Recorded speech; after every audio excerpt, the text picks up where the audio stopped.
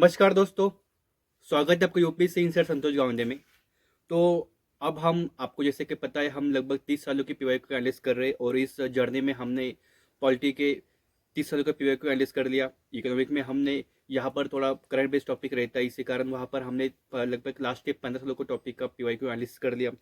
अब आज से हम नए टॉपिक का शुरुआत कर रहे हैं, जहाँ पर हम इन्वायरमेंट इकोलॉजी इस टॉपिक है सबसे हाईवे टॉपिक रहता है। एक्चुअल में इसका सटीक पोर्शन तो कम रहता है, लेकिन करंट अफेयर से ये बहुत जुड़ा हुआ रहता है और आप अभी इसके क्वेश्चन देखोगे तो फिर आपको इसका जो की कॉन्सेप्ट प्लस इसकी इम्प्लीमेंटेशन, इसकी अवधारणा वगैरह किस तरीके से रहती है आप इसको देख पाओगे। आपसे मतलब एक गुंजाइश रहेगी कि अगर आपने पिछले वाली वीडियो नहीं देखी, अगर आप पिछले की क्लास को देखना चाहते हो तो आपको नीचे क्या कहते हैं, नीचे आपको लिंक दी जाएगी रहेगी। आप उसमें प्लेलिस्ट के ऊपर क्लिक करके हर एक वीडियो को देख सकते हो। उसके बाद यदि आपको इन पीवाईक्यू के पीडीएफ चाहिए तो वहाँ पर आपको व्हाट्सअप चैनल ज्वाइन करने का लिंक भी दे रखा है, आपको वहाँ पर सारी पीडीएफ भी अवेलेबल हो जाएगी अप टू डेट वाले पीवाईक्यू वाली।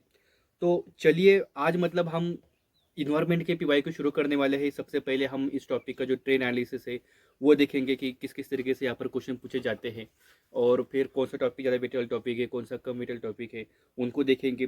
फिर 2025 में जो क्वेश्चन आए थे, फिर उसके बाद 2024 में तो इसमें से भर भर कर क्वेश्चन आए थे, उन सारे क्वेश्चन को एक बार देख लेंगे। तो चलिए हम ज़्यादा देर न करते हुए हम हमारा आज की क्लास को शुरुआत कर देते हैं।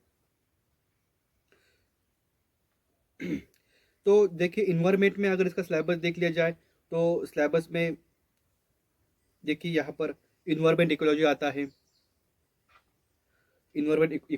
है, फिर बायोडाइवर्सिटी इन इंडिया आता है, फिर इन्वायरमेंटल पॉल्यूशन एंड रेमिडेस आता है, फिर क्लाइमेट चेंज, फिर Indian institute for environment protection, global institute for environment protection वगैरह आता है, फिर एग्रीकल्चर, इसमें एग्रीकल्चर एंड इन्वायरमेंट आता है, फिर renewable and alternate energy sources इसमें आ जाते हैं।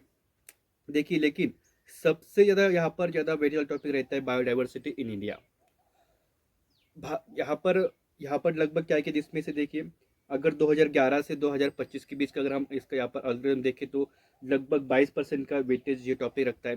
फिर इसके नीचे आ जाता है इन्वायरमेंट एंड इकोलॉजी, इसमें तो कॉन्सेप्ट प्लस और संकल्पना बहुत इसमें बहुत इंपॉर्टेंट रहती है। फिर उसी के आधार पर कुछ एग्जांपल वगैरह देकर जाकर देते हुए हमें क्वेश्चन पूछे जाते हैं। और सबसे ज़्यादा मतलब प्रॉब्लम यही दो टॉपिक में लोगों को आता है, आईओसी लिस्ट क्या होती है, उनकी रेड लिस्ट वगैरह, फिर उसमें इंडेंजर, डेंजर, वनरेबल वगैरह पीसेस क्या होते हैं, इसमें बहुत लोगों को दिक्कत आती है। फिर उसके बाद इन्वायरमेंट पोल्यूशन एंड रेमिडेंस, मतलब पर्यावरण प्रदूषण, उसके लिए हम रोकथाम करने के लिए क्या क्या प्रयास करते हैं, उससे लगभग देखिए ये टॉपिक भी आगे बढ़ता ही जा रहा है। लगभग 70% इसका वेटेज रहा हुआ है अगर हम लास्ट के 2 सालों में देखें। फिर उसके बाद क्लाइमेट चेंज का टॉपिक आ जाता है। अगर हम और अच्छे से एक्सप्लेन देखें तो देखिए renewable energy and alternative energy sources, लगभग इससे 2011 से 2024 की 5% वेटेज रहा है। फिर इसमें से लगभग 13 क्वेश्चन इससे पूछे जा रहे हैं। देखिए global institute for environmental protection, इसमें लगभग देखिए 28 क्वेश्चन इससे आए हुए हैं, और क्लाइमेट चेंज से 25 क्वेश्चन लास्ट के 14 सालों में इससे पूछे गए हैं। उसके बाद और इससे ज़्यादा वेटेज टॉपिक देखिए तो इन्वायरमेंट पोल्यूशन एंड रेमेडाइज, इसमें देखिए 36 यहाँ से क्वेश्चन पूछ आए हैं लगभग लास्ट के 14 सालों में। फिर Indian institute for environmental protection के इस टॉपिक से लगभग 36 क्वेश्चन आए हैं। ये तो मतलब हमने इसका थोड़ा सा देखिए, लेकिन सबसे ज़्यादा क्वेश्चन देखिए बायोडाइवर्सिटी इन इंडिया, लगभग 54 क्वेश्चन इस टॉपिक से आए हैं, और ये जो है 22% का वेटेज यहाँ पर रखा जा रहा है। तो देखिए आपको हर टॉपिक पढ़ना होता है, हर टॉपिक पढ़ने के बाद उसमें से समान तरीके से हर चैप्टर वहाँ पर वेटेज नहीं रखता है, उसमें से कुछ ही कोर उसका फैक्टर रहता है, कोर ही टॉपिक रहते हैं जो बहुत वहाँ पर यूपीएससी बार बार उसी से क्वेश्चन पूछते हैं। तो अगर आपने ऐसे कुछ टॉपिक जैसे बायोडाइवर्सिटी इन इंडिया, ऐसे टॉपिक को अगर आपने अच्छे से प्रिपेयर कर लिया तो फिर आप इसमें ज़्यादा से ज़्यादा क्वेश्चन अटेंड कर पाओगे। और आपको तो पता है यहाँ पर एक एक अंक के लिए यूपीएससी की प्री में मारामारी रहती है, तो फिर आप एक एक अंक से पायदान करके आगे बढ़ सकते हो। तो चलिए आगे हम इन्वायरमेंट इकोलॉजी के 2025 में जो क्वेश्चन आए थे, देखिए इस टॉपिक से लगभग एक क्वेश्चन आया था, और इन क्वेश्चन को हम देख लेते एक बार। 2025 का क्वेश्चन यह था कि पृथ्वी ग्रह के संदर्भ में निम्नलिखित तथ्यों पर विचार करना है। 2025 के ए सेट का 40वां क्वेश्चन यह था। देखिए यहाँ पर थोड़ा ज्योग्राफी और इन्वायरमेंट को थोड़ा जोड़कर यहाँ पर क्वेश्चन पूछा गया है। यहाँ पर बोल रहा है वर्षावन महासागरों द्वारा उत्पादित ऑक्सीजन की तुलना में अधिक ऑक्सीजन का उत्पादन करते हैं। देखिए वर्षावन, मुझे बताइए वर्षावन कहाँ पर है?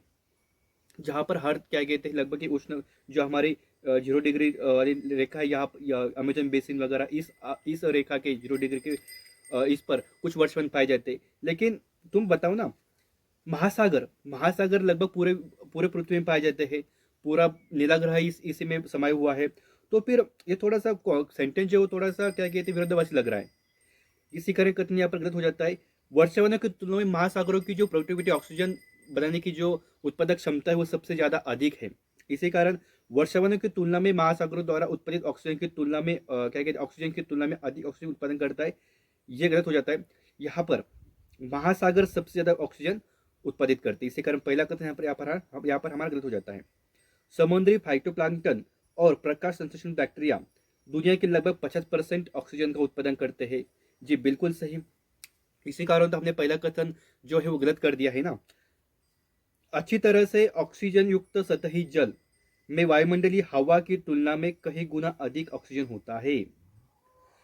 जी नहीं, ऐसा नहीं है। तुम बताओ, हमारे जो पूरा इन्वायरमेंट है उसमें लगभग 21% ऑक्सीजन है। ये 21% ऑक्सीजन कहाँ पर है? ये तो हमारे जो हमारा इन्वायरमेंट है अगल बगल का उसी में है ना। और उसमें ये यहाँ पर देखिए क्या कह रहा है, जो हमारा सतही जल रहता है ग्राउंड वाटर है उसमें जो हमारा वायुमंडलीय हवा है, उसकी तुलना में ज्यादा ऑक्सीजन ऐसा यहाँ पर कह रहा है। तो यहाँ पर ये भी कथन यहाँ पर गलत हो जाता है। थोड़ा यहाँ पर सिविक सेंस हमें यूज करना होता है।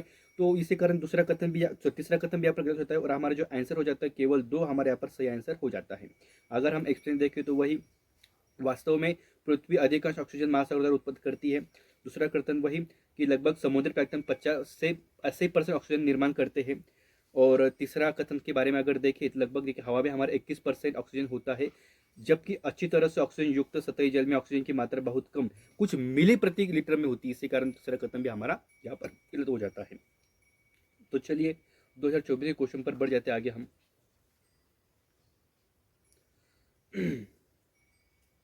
देखिए 2024 में इस टॉपिक से बहुत अच्छे खासे क्वेश्चन आए थे। लगभग 5 अगर आपको मैं दिखाऊं, देखिए 24 में यहाँ पर भी क्वेश्चन आया था एक। फिर उसके बाद देखिए ये दूसरा क्वेश्चन, ये तीसरा क्वेश्चन, ये चौथा, ये पांचवा, ये छठा, ये सात। देखिए इस टॉपिक से 2024 में इसमें भले ही 25 में क्वेश्चन आया हो, लेकिन 7 क्वेश्चन इस टॉपिक से लगभग 2024 में आए थे। तो आप देखिए आपको 7 क्वेश्चन मतलब यहाँ पर अगर आपके सारे क्वेश्चन सही है तो आपको यहाँ पर 14 अंक मिल सकते हैं। तो यही अब चलिए इसी कारण हम इन्वायरमेंट को अच्छी तरह से कि लगभग यहाँ पर हम कुछ टॉपिक छोड़ेंगे नहीं। मतलब जहाँ तक क्वेश्चन आए हैं 2000 तक या फिर 1950 तक जितने यहाँ पर क्वेश्चन हमारे पास अवेलेबल है, हम सारे क्वेश्चन को यहाँ पर एक्सप्लेन करेंगे। तो चलिए यहाँ पर पहला कथन है। यहाँ पर ऊपर प्रजाति पढ़ने से पहले नीचे जानिए कि परजीवी प्रजातियां उपरोक्त प्रकार की परजीवी प्रजातियां उपरोक्त प्रकार के कितने जीवों में पाई जाती है? तो यहाँ पर देखिए हमें ये टॉपिक्स पढ़ते वक्त हमें ये भी यहाँ पर कुछ की टर्म आएंगे। पहले हम उनको थोड़ा सा डिकोड करेंगे, उसके बाद हम आंसर निकालने का प्रयास करेंगे और यही सही तरीका होता है। ठीक है, तो यहाँ पर देखिए पहले परजीवी प्रजातियां क्या होती है? परजीवी प्रजातियां ये होती है लगभग ऐसे जीव जो अपना भोजन किसी और से ग्रहण करते हैं, लेकिन जिससे भोजन ग्रहण कर रहे हैं उसको डायरेक्टली जिंदा मार नहीं देते हैं, उसको जीने देती, वही परजीवी प्रजातियां होती हैं। तो ऐसे कौन कौन सी है? तो देखिए मक्खियां हैं, दीमक है, उसके बाद तैतैया है। ये 3 ऐसी प्रजातियां हैं जो भोजन के लिए अन्य किसी पर क्या कहते हैं निर्भर है, लेकिन उनको पूरे तरीके से वो मार नहीं देती। इसी कारण हमारा जो आंसर है वो केवल 3 यहाँ पर सही हो जाता है।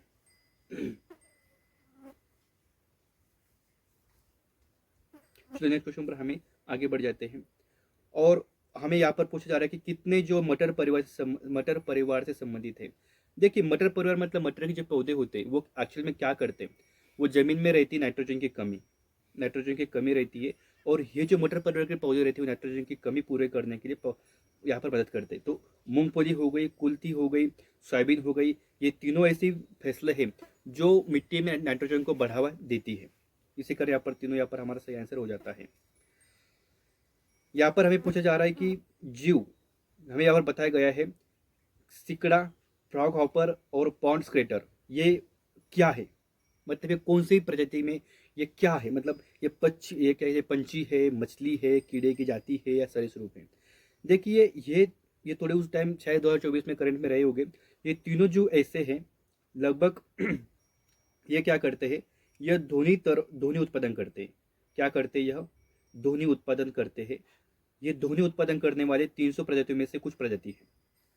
तो ये क्या कहते हैं? ये ना सरीसृप है, ना मछली है, ना पक्षी है, ये कीड़े हैं। ध्वनि उत्पादन करने वाले यह कीड़े, सिकड़ा, फ्रॉग हॉपर, पॉन्ड स्केटर। अब हमें यहाँ पर क्या कहते हैं, उस टाइम कुछ प्रजातियां जो चर्चा में रही होगी किसी कारण से, तो हमें यहाँ पर पूछा गया है कि देश और जानवर अपने प्राकृतिक आवास में घूमते हैं, तो वो हमें कौन कौन सी यहाँ पर पूछा जा रहा है। तो देखिए जो इंद्री है, इंद्री यह ब्राजील का निवासी नहीं है। ये लगभग इंद्री, अब ये इंद्री जाति एक इंद्री एक जंतु है। अब एक ऐसा जंतु इसके बारे में अगर आपको बता दिया जाए तो ये लंबे हाथ वाला प्राइमेट और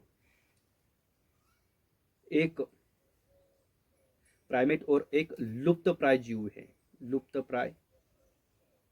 जीव है।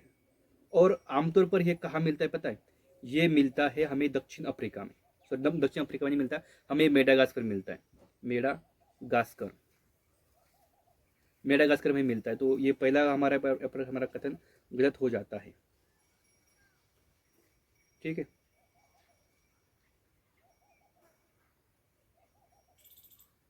तो हम नेक्स्ट इसके बारे में देख लेते हैं। अब आते हम इंडोनेशिया में अल्क। देखो ये जो अल्क है ना, यह एक लगभग देखिए यह हिरन की एक प्रजाति है। हिरन की एक यह प्रजाति है और जो है उत्तरी अमेरिका में यह पाया जाता है। तो ये इंडोनेशिया में नहीं पाया जाता है। मेडागास्कर में बेनोबो। तो जी देखिए बेनोबो ये क्या कहती है? बेनोबो एक तरीके चिंपांजी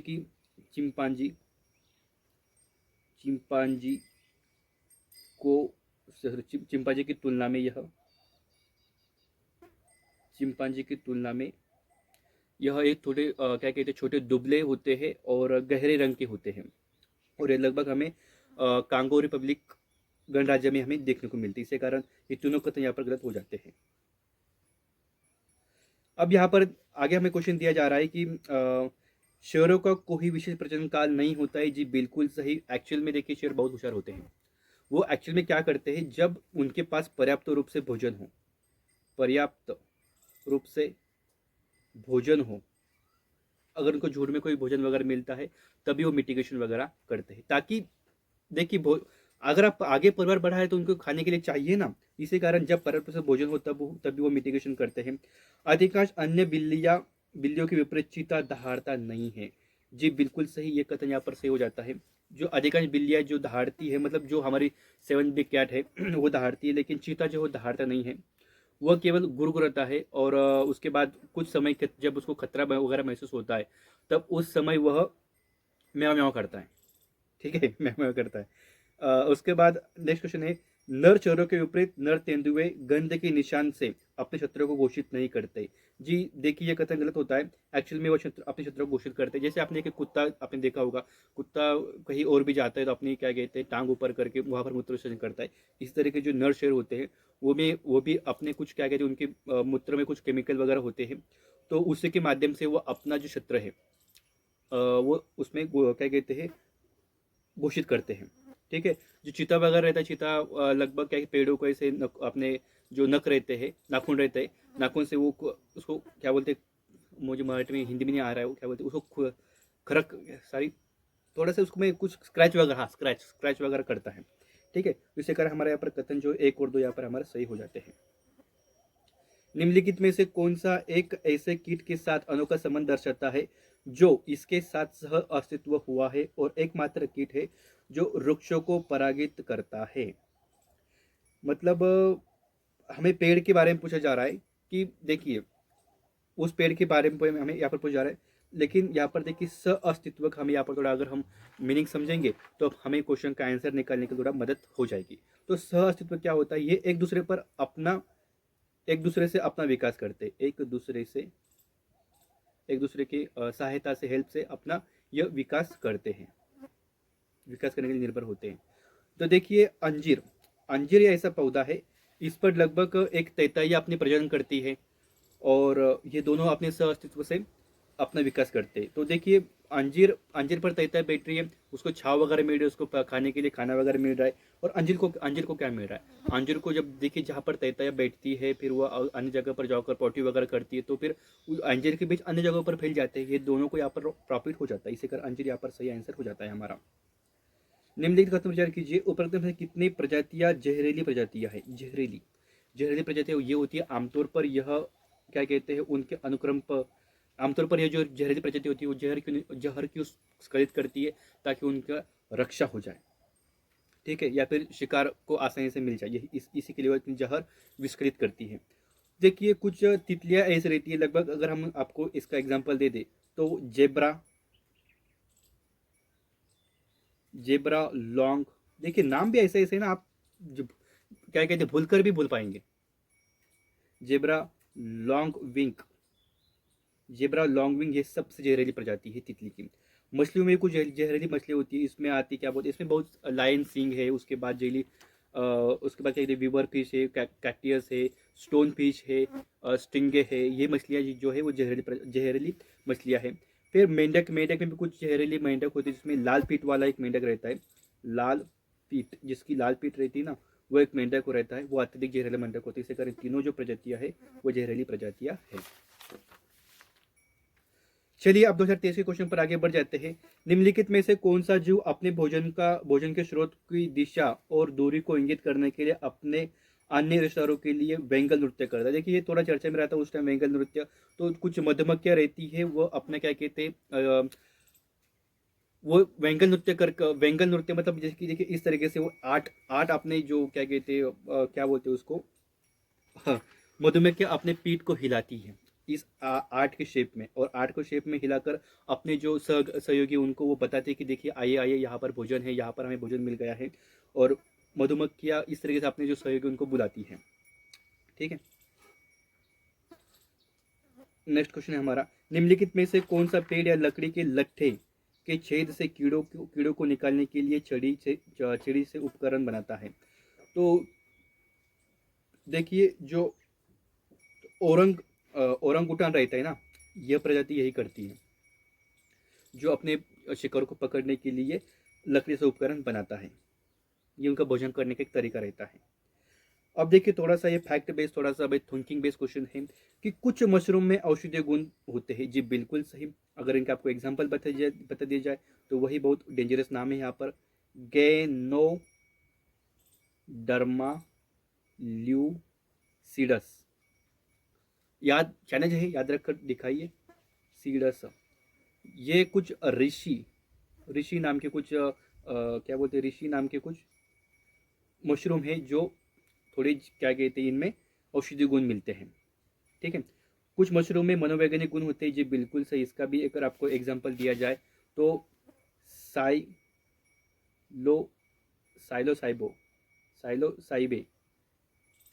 साइलोसाइबे ये कुछ उसके बाद अगर एक और नाम है इसमें साइलेसिस, साइलेसिन, ये कुछ मशरूम है जिनमें क्या कहते हैं मति भ्रमणकारी औषधि मनोवैज्ञानिक गुण होते हैं।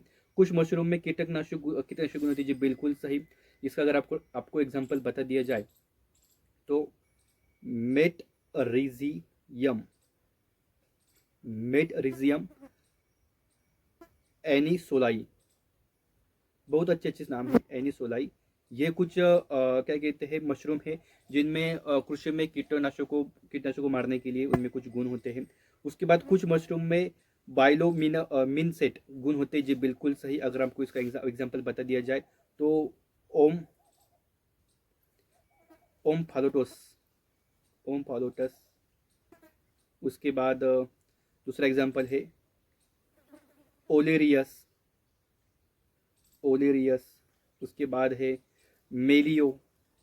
ये ऐसे कुछ मशरूम के एग्जाम्पल है जिनमें कौन से बायोलोमिटेस मिंटेस ऐसे गुण मिलते हैं। इसी कारण हमारे यहाँ पर आंसर जो सभी चार यहाँ पर सही हो जाते हैं। यदि वर्षावन और उष्णकटिबंधीय वर्षावन वन पृथ्वी के फेफड़े है तो निश्चित रूप से आर्द्र भूमि इसके गुर्दे के रूप में कार्य करती है। आर्द्र भूमि का निम्नलिखित में से कौन सा कार्य उपरोक्त कथन को सबसे अच्छे तरीके से परिभाषित करते हैं? मुझे बताइए, फेफड़े क्या करते हैं? फेफड़े हम सांस लेते हैं, सांस लेने के बाद हम वो सांस फिल्टर करके उसमें से ऑक्सीजन हमारे बॉडी को प्रोवाइड कर दी जाती है, ठीक है। तो उसी तरीके से हमारे गुर्दे हमारे शरीर में क्या करते हैं? गुर्दे जो हमारे क्या हमारे शरीर को वो फिल्टर करते हैं, ठीक है। जो फिल्टर क्या करते हैं, वो खून को फिल्टर वगैरह करते हैं, सॉरी फिल्टर का काम करते हैं। तो उसी तरीके से गुर्दे, उसी तरीके से जो आर्द्र भूमियाँ हैं, आर्द्र भूमियाँ भी इस तरीके से काम करती हैं। तो जलीय पौधे भारी धातुओं और अतिरिक्त पोषण तत्वों का अवशोषित करती है, तो आर्द्र भूमि का यही काम रहता है। नेक्स्ट हमारा क्वेश्चन यहाँ पर 2021 में कुछ आ गए हम। निम्नलिखित प्रकार के जीवों पर विचार कीजिए और हमें इसमें से बताना है कि कौन से महासागर के खाद्य श्रृंखलाओं में से प्राथमिक उत्पादक है। प्राथमिक उत्पादक क्या होते हैं? जो जीव अपना भोजन खुद तैयार करते वो किसी के ऊपर निर्भर नहीं रहते हैं। तो देखिए डाइटम, उसके बाद क्या कहते हैं, कहाँ पर आ गए हम, कुपेपोडस, साइनोबैक्टीरिया, डाइटम, फोरा क्या कहते हैं फोरा फोरामिनीफेरा। तो इसमें से देखिए साइनोबैक्टीरिया और फोरामिनीफेरा 2 और 3 ये ऐसे जीव है जो अपना जो आपने क्या कहते हैं खाद्य श्रृंखला में अपना सबसे पहले भोजन वो ही बनाते हैं और वो किसी के ऊपर निर्भर नहीं रहते हैं। नेक्स्ट क्वेश्चन पर आगे बढ़ जाते हैं।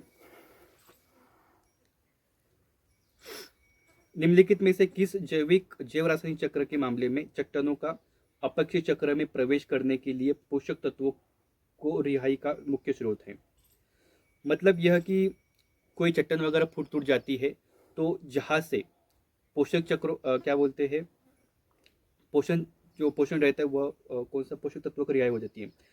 तो अपक्षय के माध्यम से देखिए ये फॉस्फोरस चक्र जो रहता है, मान लीजिए कोई चट्टान है, चट्टान के बाद ये चट्टान वर्षा जल, तापमान, आर्द्रता इसके कारण टूट फूट जाती है और इससे फिर जो फॉस्फोरस गुण है वो पानी द्वारा बह जाते हैं। तो इसी के माध्यम से ये फॉस्फोरस चक्र इसी में पोषक तत्व का यहाँ पर फैलाव हो जाता है।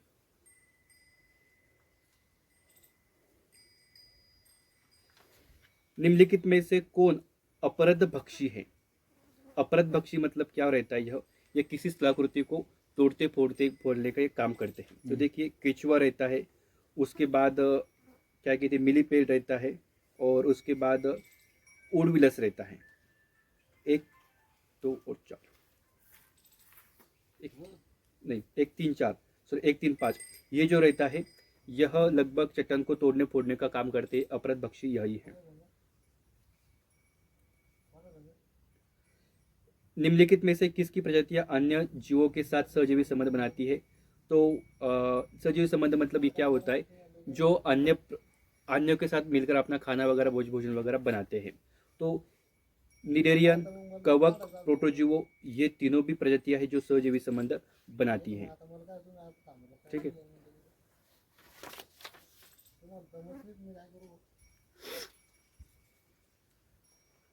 2019 का क्वेश्चन है हमारे। निम्नलिखित पर विचार कीजिए। कछुओं की कुछ प्रजातियां शाकाहारी होती हैं, जी बिल्कुल सही। मछलियों की कुछ प्रजातियां शाकाहारी होती है, जी बिल्कुल सही। स्तनधारी समुद्र स्तनधारियों की कुछ प्रजातियां शाकाहारी होती है, जी बिल्कुल सही। सांपों की कुछ प्रजातियां सजीव प्रजक होती हैं। देखिए सजीव प्रजक इसका अर्थ क्या होता है? मतलब यहाँ पर अंडे नहीं दिए जाते हैं, अंडे नहीं दिए जाते, डायरेक्टली सीधा एक जीवित जीव को जन्म देता है। तो आमतौर पर देखिए जो सांप जो रहते हैं, सांप आमतौर पर वो अंडे ही देते हैं, वो किसी भी डायरेक्टली जीव सांप के बच्चों को पैदा नहीं करती। इसके कारण हमारा जो आंसर हो जाता है 1 और 3 यहाँ पर से आंसर हो जाता है। हालांकि हमारे बाकी 2 ऑप्शन भी सही है लेकिन चौथा ऑप्शन यहाँ पर रॉन्ग होने के कारण हमें बाकी सारे ऑप्शन यहाँ पर एलिमिनेट करने पड़े। काय अनिल सोबत आज खरंच ना पाहिजे चेक करून. अरे काय मी काय राहिलो इथं मग निम्नलिखित में से कौन सा पत्ती शोधन रेगिस्तानों क्षेत्रों में जल हानि को रोकने के लिए होता है? मतलब जहाँ पर रेगिस्तानों में लगभग क्या है, देखिए वहाँ पर जल की बहुत कमी रहती है, तो इसी कारण जो पेड़ पौधे रहते हैं वह उसी तरीके से अपने खुद में बदलाव बदलाव करते हैं। तो उसमें कठोर और मोम पत्तियाँ रहती है, छोटी पत्तियाँ रहती है और पत्तियों की बजाय कांटे भी रहते हैं। तो यहाँ पर तीनों कथन यहाँ पर सही हो जाते हैं। देखिए same question as it option के साथ ही 2013 में क्वेश्चन रिपीट पूछा गया था और 2013 में पूछा गया और यही 2018 में दोबारा क्वेश्चन ये क्वेश्चन रिपीट हो गया है। कुछ कारणों से यदि तितलियों की प्रजातियों की आबादी में एक भारी गिरावट आ जाती है तो इसके संबंध में क्या परिणाम हो सकते हैं? तो कुछ पौधों के परागण पर प्रतिकूल प्रभाव पड़ सकता है। जी बिल्कुल सही, इसका सही आंसर ये हो जाता है क्योंकि तितलियाँ एक्चुअल में फूलों का रस सोखती है, फिर अन्य फूलों पर जाकर बैठती है, तो उसमें परागण की प्रक्रिया सहज हो जाती है। कुछ खेतों वाले पौधों को फंगल संक्रमण में भारी वृद्धि हो सकती है। देखिए फंगल क्या होता है, ये बुरशी, एक तरीके से बुरशी होता है और फंगल संक्रमण का कार्य क्या बोलते हैं, तितलियां नहीं करती। इसी कारण दूसरा ऑप्शन यहाँ पर गलत हो जाता है। और कुछ तितलियां मकड़ियों और क्या कहते हैं, 1 सेकेंड, यहाँ पर पंछियों की कुछ प्रजातियों की आबादी में गिरावट आ जाती है। जी बिल्कुल सही, अगर तितलियां अपना कार्य नहीं करेंगे तो उनमें ही काम हो जाएगा। इसी कारण हमारा जो आंसर हो जाएगा वो 1 और 3 यहाँ पर सही आंसर हो जाता है। निम्नलिखित में से कौन सा शब्द पारिस्थितिक तंत्र का सबसे अच्छा वर्णन करता है? तो इसी का हमें डेफिनेशन पूछेगी। डेफिनेशन इसकी यही रहती है कि जीवों का समुदाय जो पर्यावरण जिसमें वे रहते हैं। लाइकेन जो नंगे चट्टान पर पारिस्थितिक उत्तराधिकार शुरू करने में सक्षम है, वास्तव में एक सहजीवी संघ है। तो किसके से संघ है? तो शैवाल और कवक का यह संघ है, जो क्या कहते हैं, बैक्टीरिया वगैरह अपना क्या बोलते हैं, अपना वहाँ पर वो विकास कर देते हैं। पारिस्थितिक उत्तराधिकार क्या होता है? आपने पारिस्थितिक अनुक्रमण देखा होगा, जहाँ पर अग्रणी समुदाय का काम जो है, अग्रणी समुदाय का काम लाइकेन और कवक निभाते हैं। निम्नलिखित में से कौन सा खाद्य श्रृंखला का सही क्रम है? देखिए जलीय खाद्य श्रृंखला है। अब इसमें जो डाइटम, क्रिटिशियस और हेरेस, ये इसका सही क्रम यहाँ पर हमें दिखाता है। निम्नलिखित में से कौन सा पृथ्वी ग्रह पर कार्बन चक्र में कार्बन डाइऑक्साइड को जोड़ता है? मतलब देखिए कार्बन, जहाँ पर कार्बन जोड़ा जा रहा है, हमने अपने क्या कहते हैं, बहुत सारे चक्र देखे, उसमें फॉस्फोरस चक्र देखते, नाइट्रोजन चक्र देखते, तो कार्बन चक्र भी हम यहाँ पर देखते हैं। तो वही यहाँ पर पूछा जा रहा है कि कौन सा यहाँ पर चक्र होते हैं। देखिए ज्वालामुखी क्रिया से CO2 यहाँ पर कार्बन जुड़ जाता है, शोषण से भी यहाँ पर कार्बन जुड़ जाता है, प्रकाश संश्लेषण से CO2 यहाँ पर मिलता है, CO2 मिलता है। कार्बन पदार्थों का क्षय, इससे कुछ नहीं मिलता, इससे भी क्या कहते हैं, CO2 मिलता है हमें। ठीक है, ये इसी कारण हमारा आंसर जो 1, 2 और 4 यहाँ पर सही हो जाता है। निम्नलिखित में से कौन सा पत्ती परिवर्तन जल हानि को रोकने के लिए रेगिस्तानों में होता है? अभी हमने 2018 में इस क्वेश्चन को डिस्कस किया था, वही तीनों कारण इसके लिए जिम्मेदार है। ठीक है, पर्यावरण तंत्र में खाद्य श्रृंखलाओं के संदर्भ में निम्नलिखित पर विचार करना है। एक खाद्य श्रृंखला उस क्रम को दर्शाती है जिसमें जीवों की एक श्रृंखला का एक दूसरे को खिलाती है। जी बिल्कुल सही, देखिए जैसे कि कीटों को खाता है चूहा, चूहा को खाता है सांप, सांप को खाता है गिद्ध, इस तरीके से। खाद्य श्रृंखला का एक प्रजाति की आबादी के भीतर पाई जाती? जी नहीं, ये विभिन्न विभिन्न प्रजाति के भीतर पाई जाती है। मतलब ऐसा नहीं कि सांप अगर चूहा खा रहा है, चूहा ही चूहा खा रहा है, तो ऐसा नहीं होता है ना। इसी कारण ये विभिन्न प्रजाति के बीच पाई जाती है। दूसरा कथन यहाँ पर गलत हो जाता है। एक खाद्य श्रृंखला प्रत्येक जीवों की संख्या को दर्शाती जो जिसे वे खाते। जी नहीं, खाद्य श्रृंखला जो क्या कहते हैं यहाँ पर, ये जो यहाँ पर कथन बोल रहा है ना, ये संख्या पिरामिड दिखाते हैं, ये खाद्य श्रृंखला नहीं दिखाते। खाद्य श्रृंखला में बस ये दिखा जाता है कौन कौन जो किसको खाते जा रहे हैं। इससे कारण हमारा आंसर जो 1 यहाँ पर सही हो जाता है। निम्नलिखित में से कौन मिट्टी में नाइट्रोजन जोड़ता है? तो जानवरों द्वारा यूरिया का उत्सर्जन। जी बिल्कुल सही, मनुष्य द्वारा कोयला ज्वलन, तो इससे क्या कहते हैं, कार्बन CO2 जोड़ा जाता है। वनस्पति की मृत्यु, ये भी जोड़ता है। 1 और 3 जो मिट्टी में नाइट्रोजन जोड़ता है। निम्नलिखित में से कौन सा शब्द न केवल किसी जीव द्वारा घेरे गए भौतिक स्थान का वर्णन करता है, बल्कि जीवों के समुदाय में उसके कार्यात्मक भूमिका का भी वर्णन करता है? तो हमें एक शब्द दिया गया है, उसी का यहाँ पर पूछा जा रहा है। तो देखिए इकोटोन क्या होता है? इकोटोन मतलब ये 2 पारिस्थितिक तंत्र के बीच का एक संक्रमण क्षेत्र होता है, यहाँ की प्रजातियों को हम एज प्रजाति वगैरह कहते हैं। जैसे कि क्या कहते हैं, यह एक जलीय पारिस्थितिक तंत्र है। अगर कोई मैप ड्रॉ करके दिखाया जाए, मान लीजिए यह एक जलीय क्षेत्र है, फिर यहाँ पर हमारा स्थलीय क्षेत्र है, स्थलीय पारितंत्र है। तो यहाँ की जो प्रजाति वगैरह पाई जाएगी वो इकोटोन यहाँ पर इसको कहा जाता है, यहाँ की प्रजाति को एच प्रजाति वगैरह कहा जाता है। पारिस्थितिक आला यही इसका सही आंसर है। आवास जो रहता है जहाँ पर वनस्पति, जहाँ पर जैविक जीव समुदाय वगैरह क्या कहते हैं निवास करते हैं, वो उसका वह भौतिक आवरण जिसमें जीव आवास करता है वह उसका आवास होता है। गृह सीमा जहाँ पर जानवर अपना उनका क्षेत्र होता है वो उनका गृह सीमा होता है। इसका जो सही आंसर हो जाएगा हमारा ये पारिस्थितिक आला, या इसका सही आंसर हो जाएगा। घास के मैदानों में पेड़ पारिस्थितिक उत्तराधिकारी के रूप में घास की जगह नहीं लेते, इसका कारण क्या है? आपने पारिस्थितिक अनुक्रमण ये प्रक्रिया पढ़ी होगी, मतलब क्या कहती है, इसका यही रहता है। कोई चट्टान है, टूट फूट कर उसमें कहते प्लवक वगैरह बनते हैं, फिर उसके बाद उसमें मिट्टी वगैरह बनती है, फिर छोटे छोटे पौधे वगैरह बनते हैं, फिर उसके बाद उसमें बड़े बड़े पेड़ वगैरह बनते हैं। तो ये पारिस्थितिक अनुक्रमण होता है। तो इसमें कहा जा रहा है कि घास के मैदान में जब घास के मैदानों में जब घास वगैरह सब कुछ जल जाती है, तब उसमें आप उसमें क्या कहते हैं पोषक तत्व तो बहुत अधिक रहते हैं। तो उसमें पेड़ क्यों नहीं उगते हैं? तो पेड़ उगने का न कारण इसका यह है कि पानी की समस्या बनी रहती है, और यहाँ वहाँ से उग भी गए तो तुरंत आग भी लग जाती है, इसके कारण पेड़ वहाँ पर उगते नहीं है। तो इसका जो पानी की सीमा और आग, इसका सही आंसर यहाँ पर हो जाता है।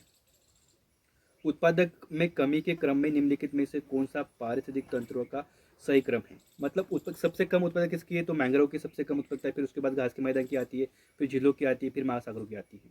मतलब इसका क्या कहते हैं, हमें कौन सा क्रम सही पूछा गया है? तो ये बढ़ता क्रम यहाँ पर है और ये घटता क्रम है। पारिस्थितिक तंत्र में खाद्य श्रृंखलाओं के संदर्भ में निम्नलिखित कथनों में से किस प्रकार के जीव को अपघटक जीव के रूप में जाना जाता है? मतलब जो कोई पदार्थ पर्यावरण में सड़ता गिरता है तो उसको विघटित करने का काम कौन करता है? तो कवक और बैक्टीरिया यह काम करते, वायरस इसमें गुण नहीं होता है। ओह चलो, तो ये यहाँ पर हमारे मतलब आगे वाले क्वेश्चन की फाइल एक बार ओपन कर लेता हूँ। 2012 के क्वेश्चन पर हम आ गए हैं।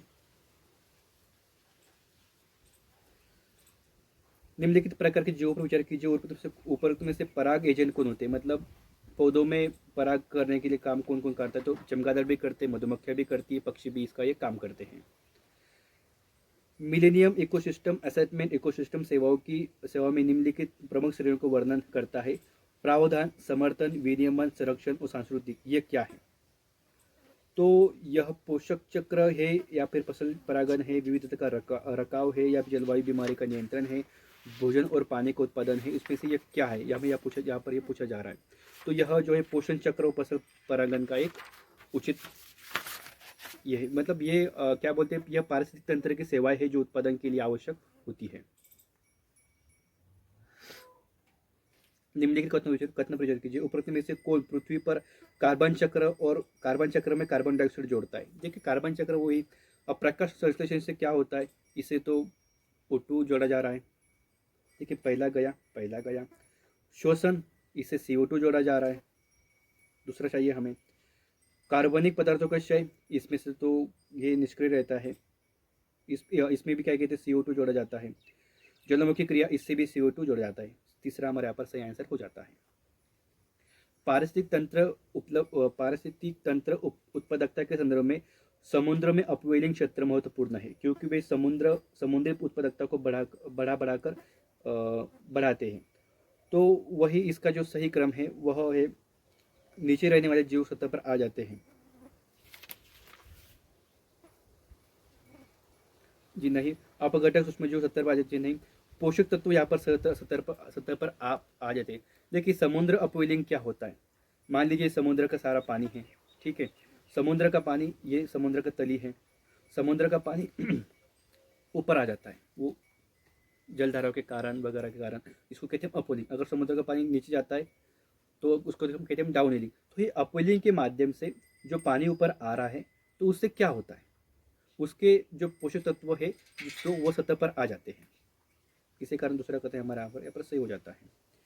यदि उष्णकटिबंधीय वर्षा वन को हटा दिया जाए तो उष्णकटिबंधीय पर्णपाती वन की तुलना में जल्दी पुनर्जीवित नहीं होता है। ऐसा इसलिए है क्योंकि देखिए आपने देखा होगा उष्णकटिबंधीय वर्षा वनों में वहाँ पर ह्यूमस की बहुत कमी रहती है, क्योंकि वहाँ पर जो कीटक होते हैं जो ह्यूमस को रहने वाले, वहाँ पर ह्यूमस की बहुत कड़ी प्रतिस्पर्धा रहती है।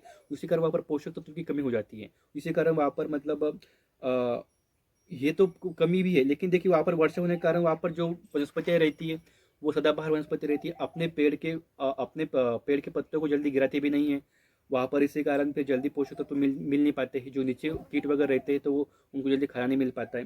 इसी कारण जो इसका सही आंसर है, वर्षा में मिट्टी में पोषक तत्व की कमी होने के कारण वो जल्दी वहाँ पर सुपुनर्जीवित नहीं हो पाते। लेकिन पर्णपाती वनों में कैसा है, जो पेड़ है वर्षा में जब पानी की कमी हो जाती है तब अपनी पत्तियां नीचे गिराते हैं, तो मिट्टी में जो पोषक तत्वों की उनकी पूरेपूर उपलब्धता रहती है। 2010 से 28 के क्वेश्चन तक हम आ गए हैं। एक कीटनाशक जो क्लोरीन युक्त हाइड्रोकार्बन है उसे खाद्य फसल पर छिड़का जाता है। ठीक है, मतलब ये क्लोरीन युक्त हाइड्रोकार्बन है, कोई फसल है,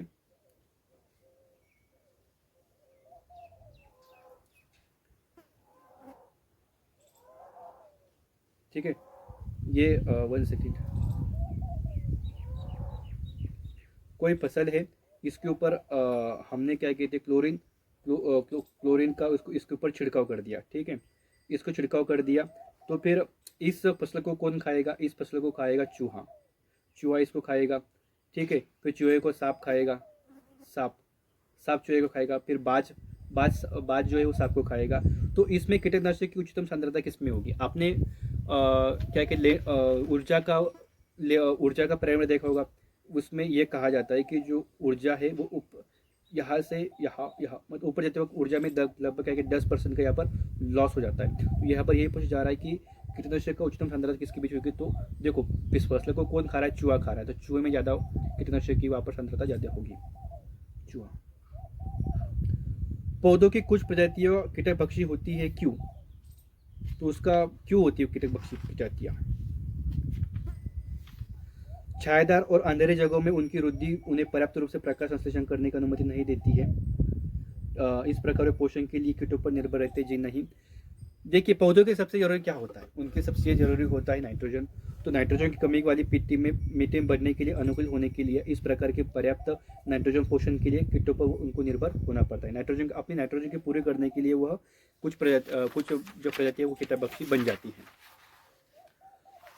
जैविक समुदाय के भीतर कुछ प्रजातियां समुदाय में बड़ी संख्या में अन्य प्रजातियों के बने रहने की क्षमता निर्धारित करने में महत्वपूर्ण होती है। ऐसी प्रजातियों को क्या कहा जाता है? उनको कीस्टोन प्रजाति कहा जाता है। मतलब कीस्टोन ऐसे रहती है जिनके ऊपर बहुत सारी अन्य प्रजातियां निर्भर रहती है। अगर वो उस पर्यावरण से चली गई तो बाकी सारी प्रजातियां कोलैप्स हो जाएगी।